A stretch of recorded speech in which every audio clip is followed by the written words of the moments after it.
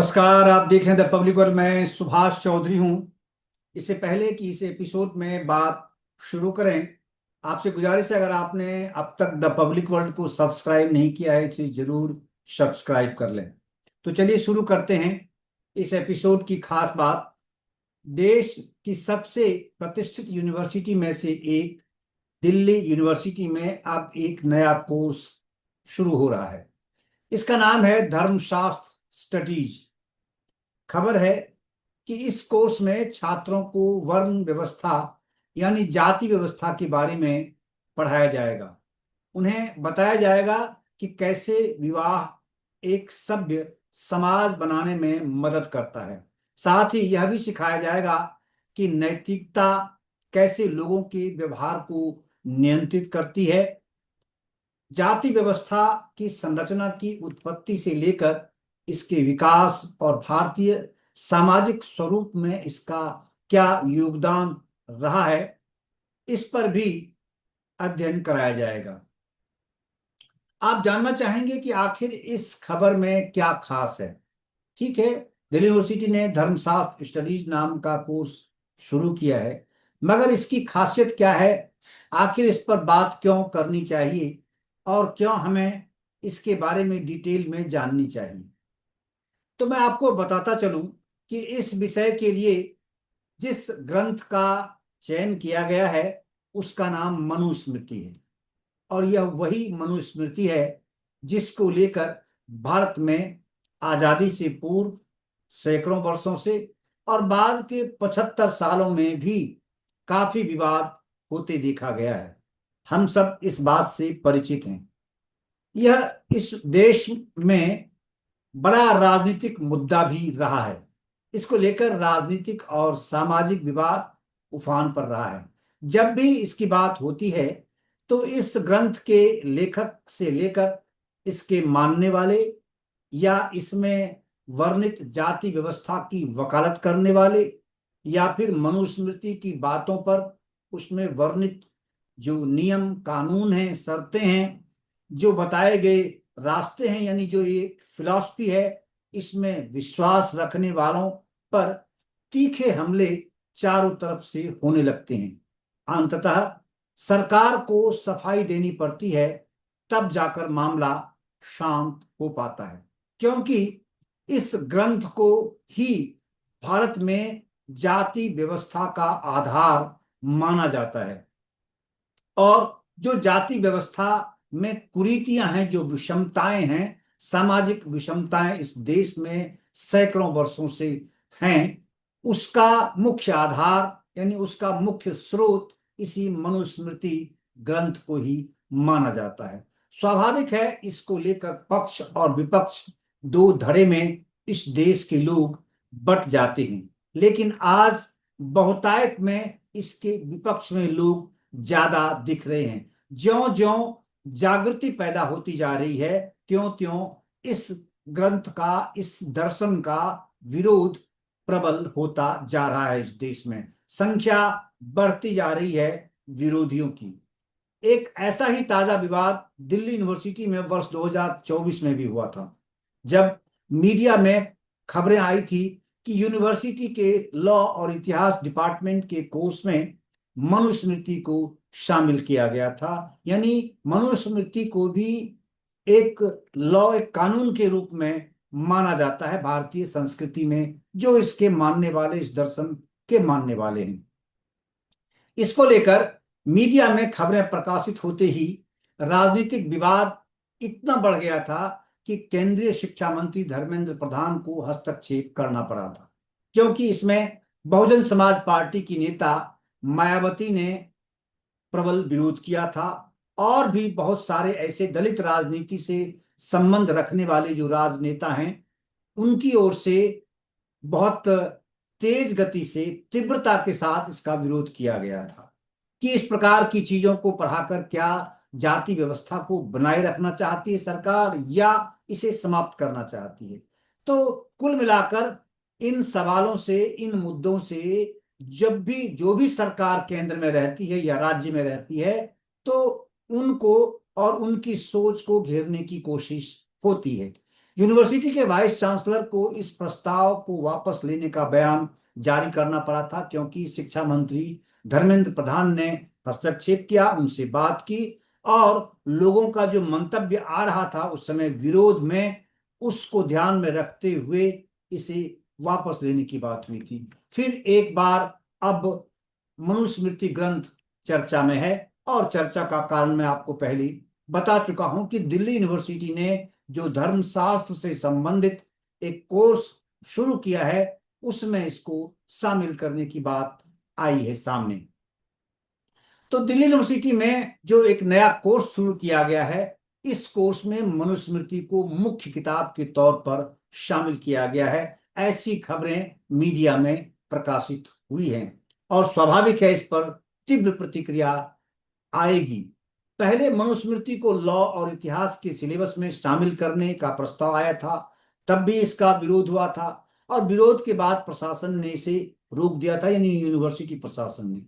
अब इसे धर्मशास्त्र स्टडीज में जरूरी कर दिया गया है। मनुस्मृति के साथ साथ रामायण, महाभारत और पुराण जैसे हिंदू धार्मिक ग्रंथों को भी इस कोर्स में शामिल किया गया है। इन ग्रंथों पर भी पहले कई लोगों ने आपत्ति जताई थी। यह पेपर इस साल से शुरू हो रहा है, इस प्रकार की खबरें आई हैं। यह एक डिसिप्लिन स्पेसिफिक कोर्स यानी डीएससी कोर्स जिसे कहते हैं, डीएससी कोर्स के तौर पर है। तो डीएससी कोर्स का मतलब होता है कि यह कोर्स छात्रों के चुने हुए विषय से जुड़ा हुआ है, और इसे करना जरूरी है। जिस विषय का आप चयन करते हैं अपने कोर्स के लिए, तो आपको वो निश्चित रूप से उसको करना ही पड़ता है। यह कोर्स 4 क्रेडिट का है, और यह उन अंडर ग्रेजुएट छात्रों के लिए यानी बीए के छात्रों के लिए है जिन्हें संस्कृत की जानकारी है। कोर्स के बारे में दिल्ली यूनिवर्सिटी की ओर से जो बातें सामने आई हैं, उसके अनुसार प्राचीन भारतीय समाज को धर्मशास्त्र में अच्छी तरह से समझाया गया है। धर्मशास्त्र स्टडीज कोर्स का मकसद छात्रों को भारतीय सामाजिक, राजनीतिक, आर्थिक और कानूनी विचारों से परिचित कराना है, ऐसा यूनिवर्सिटी प्रशासन का कहना है, मानना है उनका। यूनिवर्सिटी की ओर से यह भी कहा गया है कि इस कोर्स को करने के बाद छात्रों को पता चलेगा कि भारतीय अराजक नहीं रहे हैं, नहीं थे। अराजक का मतलब आप समझ सकते हैं कि वो कानून के पालन करने वाले रहे, अनुशासित नागरिक रहे हैं भारत के लोग। इस कोर्स को पढ़ने के बाद पता चलेगा, यानी जो एंशियंट वर्ल्ड, भारत की जो स्थिति रही है, जो भारत की संस्कृति रही है, पौराणिक संस्कृति रही है, जीने के तौर तरीके रहे हैं, सामाजिक संरचना रही है, पारिवारिक व्यवस्था रही है, जो नियम कानून जिसके तहत लोग जीते रहे हैं संसार इस भारत में, उसको लेकर छात्रों का नजरिया जो है वो थोड़ा साफ होगा, स्पष्ट होगा, और उसको ठीक ठीक से वो समझ पाएंगे, ऐसा यूनिवर्सिटी का मानना है। उन्होंने एक अच्छी तरह से व्यवस्थित समाज बनाया था, इस ग्रंथ को पढ़ने से पता चलेगा, उन्हें धर्म का असली मतलब समझ में आएगा, छात्रों को जीवन का महान लक्ष्य भी पता चलेगा, ऐसा यूनिवर्सिटी का मानना है। वे समाज को नियमित करने के भारतीय तरीकों से परिचित होंगे कि कैसे भारतीय समाज अनुशासित रहता था, कैसे देश की संरचना होती थी, सामाजिक संरचना कैसे होती थी, और आगे बढ़ते हुए जो राजा शासन करते थे वो भी किस बिना पे करते थे, और कैसे लोगों को अनुशासित रखते थे, किस तरह से दंड की व्यवस्था थी, किन किन चीजों को लेकर कितने प्रकार के, किस तरह के, किस लेवल के दंड की व्यवस्था थी, शिक्षा की क्या व्यवस्था थी, रोजगार मूलक जो प्रशिक्षण होता था वो किसके लिए, क्यों और कैसे, किस प्रकार की व्यवस्था की जाती थी, कैसे उपलब्ध थी वो सारी सुविधाएं, इन सारी चीजों पर भी इसमें विस्तार से इस ग्रंथ में वर्णन किया गया है। और इसको लेकर के ही यूनिवर्सिटी का संभवतः ऐसा नजरिया बना है कि इससे शायद भारत की पौराणिक जो सामाजिक संरचना थी, पारिवारिक संरचना थी, या भारतीय दर्शन में से एक प्रमुख दर्शन के बारे में लोग ठीक ठीक समझ पाएंगे, यानी छात्र ठीक से समझ पाएंगे। और इसीलिए यूनिवर्सिटी ने इस कोर्स को 4 यूनिट में बांटा है। यूनिट 1 में इसका नाम है धर्म की अवधारणा, यानी उसकी परिकल्पना क्या है। इसमें बताया गया है कि प्राचीन भारत में समाज कैसे बना था। इसमें धर्म को नैतिक तत्व के रूप में समझाया गया है। इसमें सूत्र, स्मृति, साहित्य, कौटिल्य अर्थशास्त्र, जिसकी बड़ी चर्चा इस देश में होती है कि जो अर्थशास्त्र है वो कौटिल्य का है, और कौटिल्य का अर्थशास्त्र दुनिया के लिए एक गाइडलाइन है इकोनॉमिक डेवलपमेंट की दृष्टि से, इकोनॉमिक मैनेजमेंट की दृष्टि से, आर्थिक व्यवस्था की दृष्टि से। रामायण अपने आप में एक महान ग्रंथ है हिंदू धर्म का। महाभारत अपने आप में एक महान ग्रंथ है हिंदू धर्म का, जिससे कि तब की सामाजिक व्यवस्था, राजकीय व्यवस्था, प्रशासनिक व्यवस्था की पूरी पूरी झलक उसमें से स्पष्ट होती है। और पुराण जैसे ग्रंथों के बारे में भी बताया गया है, क्योंकि पुराण जो 18 पुराण है, इसमें भी शिक्षाप्रद, जीवन से संबंधित, सांसारिक जीवन से संबंधित, आध्यात्मिक जीवन से संबंधित किस्से, कहानियां, घटनाएं वर्णित की गई हैं। ये तो यूनिट 1 की बात हुई। अब जो यूनिट 2 है, इसमें धर्म शास्त्र के बारे में बताया गया है। धर्म शास्त्र को आचार, व्यवहार और प्रायश्चित में बांटा गया है। आचार, व्यवहार और प्रायश्चित मतलब जो करेक्टर है, जो डिसिप्लिन है, व्यवहार यानी आपको, आपकी प्रैक्टिस क्या होगी, किस तरह से आप रहेंगे, और प्रायश्चित कि किन चीजों के लिए क्या आपको अपराध बोध आप में आता है, किस प्रकार का प्रायश्चित करना है, यानी जिसे आप कन्फेस करते हैं। आपने कोई गलती की तो उसको जब आप क्षमा प्रार्थी हो, जब आप उसके बारे में सोचते हैं, महसूस करते हैं आपने ये गलती की है, तो उसके लिए क्या प्रायश्चित है। इस यूनिट में छात्रों को आचार यानी व्यवहार के नियमों के बारे में बताया गया है। इसमें वर्ण और आश्रम व्यवस्था के बारे में भी बताया जाएगा कि कैसे ये समाज और लोगों के जीवन को व्यवस्थित रखते रहे हैं पिछले सदियों में। इसमें यह भी बताया जाएगा कि कैसे विवाह और शिक्षा ने एक सभ्य समाज बनाने में मदद की। साथ ही यज्ञ और दान जैसे कार्यों से सामाजिक एकता कैसे बनी। आगे बात करते हैं यूनिट 3 की। तो यूनिट 3 में बताया गया है कि यह व्यवहार और राजनीति से संबंधित है। यूनिट 3 इसमें प्राचीन भारतीय कानून प्रणाली के बारे में भी बताया गया है। इसमें विवादों के प्रकार, किस किस प्रकार के डिस्प्यूट्स एक समाज में हो सकते हैं, परिवार के बीच हो सकते हैं, व्यक्तियों के बीच में हो सकते हैं, संस्थाओं के बीच में हो सकते हैं, और नागरिक और आपराधिक कानून, अदालतें और सबूतों की प्रक्रियाएं भी इसमें शामिल हैं। इसमें शासन व्यवस्था जैसे राजशाही, शासकों और मंत्रियों की योग्यताएं, और राजनीतिक सिद्धांत जैसे मंडल सिद्धांत और षडगुण भी शामिल किए गए हैं।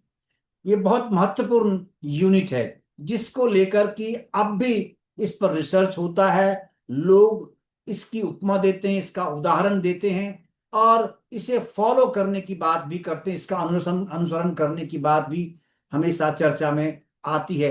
हालांकि कुछ ऐसे मुद्दे हैं, इससे संबंधित कुछ ऐसे फैक्टर्स हैं जिसको लेकर काफी विवाद होता रहा है।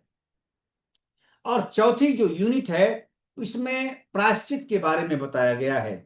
इसमें विभिन्न प्रकार के पापों यानी जो बुरे कर्म हैं, जो बुरे बर्ताव हैं, और उनके लिए किए जाने वाले प्रायश्चित के बारे में बताया गया है कि क्या आपने अगर किसी गौ की हत्या कर दी तो आपको क्या प्रायश्चित करना है, किसी अन्य जानवर, बिल्ली की हत्या कर दी तो आपको क्या प्रायश्चित करना है, अगर आपने हरे भरे पेड़ काट दिए तो उसके लिए क्या प्रायश्चित है, क्या क्या करना है आपको, अगर आपने किसी मानव की हत्या की, मानव में भी अलग अलग पुरुष या महिला, गर्भवती महिला या फिर बच्चे की अगर आपने हत्या की या भ्रूण हत्या की तो उसके लिए किस प्रकार की व्यवस्था उसमें थी, क्या प्रायश्चित आपको करना है, ये सारी बातें उसमें दी हुई हैं। जैसे प्रायश्चित में से कई बार व्यक्ति को उपवास करना होता है, कई बार इसमें बताया गया है कि अगर आपको इस पाप यानी इस प्रायश्चित भुगतना, इस पाप से आपको बाहर निकलना है, इस बुरे कर्म के प्रतिफल से बाहर निकलना है, तो आपको दान करना है। कई बार ये बताया गया है कि अगर आपने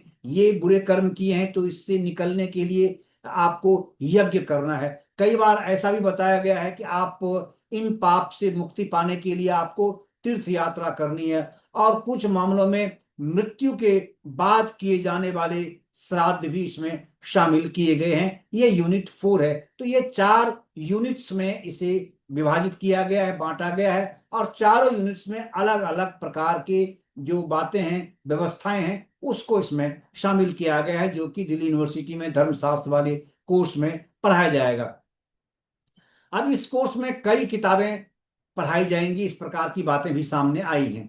इस कोर्स में कई किताबें पढ़ाई जाएंगी, जैसे आप स्तंभ धर्मसूत्र, बोधायन धर्मसूत्र, वशिष्ठ धर्मसूत्र, मनुस्मृति, याज्ञवल्क स्मृति, याज्ञवल्क ऋषि हुए हैं, महान ऋषि हुए हैं, नारद स्मृति और कौटिल्य अर्थशास्त्र, ये सारे पौराणिक शास्त्र हैं।